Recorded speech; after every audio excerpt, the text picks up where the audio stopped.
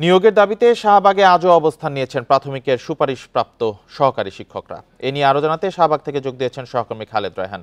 রায়হান, শিক্ষকদের অবস্থান আজকেও তারা অবস্থান নিয়েছেন, সর্বশেষ পরিস্থিতি জানাবেন, তারা কতক্ষণ এই কর্মসূচি চালাবেন? দেখুন, টানা 11তম দিনের মতো তাদের আজকের এই যে অবস্থান সেটি রয়েছে। আজকে তারা এই অবস্থানটিকে কিন্তু সমাবেশ হিসেবে ঘোষণা করেছেন মূলত দুটি কারণে। সেটি হচ্ছে তারা যেটি বলছেন যে তাদের এই নিয়োগে যে আচরণটি করা হয়েছে সরকারের পক্ষ থেকে সেটিকে তারা বৈষম্য দাবি করছেন। তারা যেটি বলছেন তাদের সঙ্গে এই আচরণটি অনেকটা বৈষম্যমূলক আচরণ।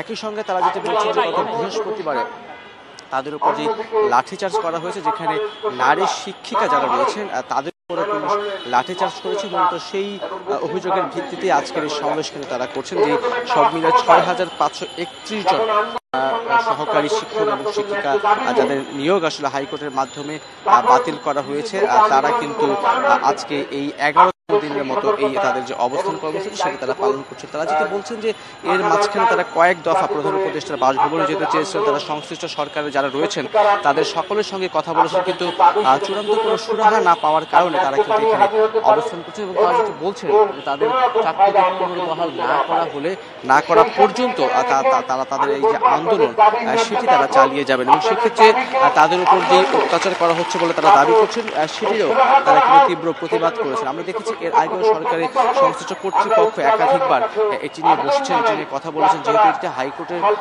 রায় বেরিয়েছে, তার প্রেক্ষিতে আমরা দেখেছি যে শিক্ষা মন্ত্রণালয় এবং অধিদপ্তরের পক্ষ থেকেও কিন্তু উদ্যোগ গ্রহণ করা হয়েছে।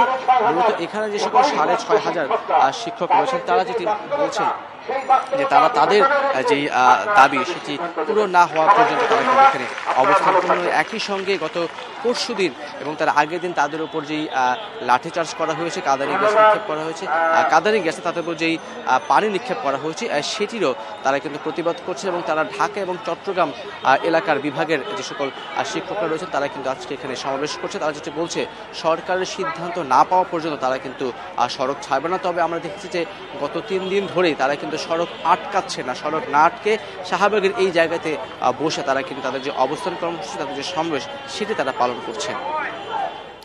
প্রাথমিকের সুপারিশপ্রাপ্ত সহকারী শিক্ষকদের অবস্থান কর্মসূচি চলছে, এ বিষয়ে শাহবাগ থেকে জানাচ্ছেন সহকর্মী খালেদ রায়হান।